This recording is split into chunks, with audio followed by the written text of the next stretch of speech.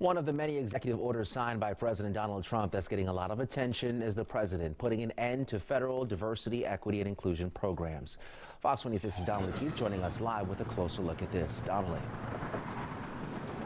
Yeah, Anthony, President Donald Trump says he's doing away with DEI, diversity, equity, and inclusion initiatives because he says, quote, illegal DEI policies threaten the safety of Americans by diminishing the importance of individual merit, aptitude, hard work, and determination when selecting people for jobs and services.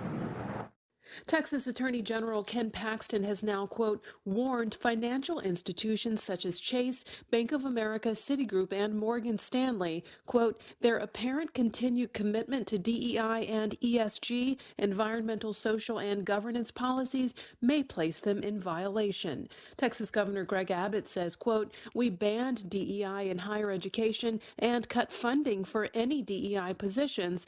This session, we will ban DEI in K through 12 grades and cut funding.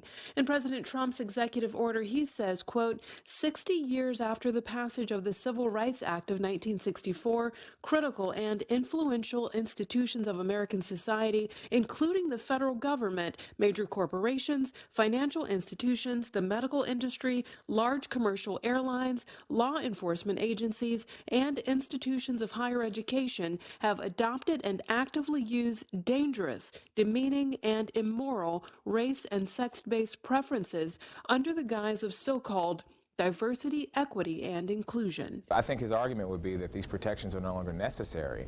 But if you look at, in wake of affirmative action being revoked, if you look at schools like Yale, like Harvard, and their enrollment of minorities, especially racial minorities who have a direct connection to slavery, enrollment has declined substantially, right? So, you know, I would argue that these things are very much still necessary in this country. And how will it affect us here in Harris County? I think what you're going to see is universities, other public entities, scaling back on their efforts to ensure that their workforce represents the great diversity of the communities that they're in. You're already seeing corporations now get rid of many programs that were created and funded in wake of the murder of George Floyd. I think it's a signal that we're moving in the wrong direction. Now, President Trump says in his executive order that the federal government is charged with enforcing our civil rights laws, and he says the purpose of this order is to ensure that it does so by ending illegal preferences and discrimination. Reporting live, I'm Donnelly Keith, Fox 26 News.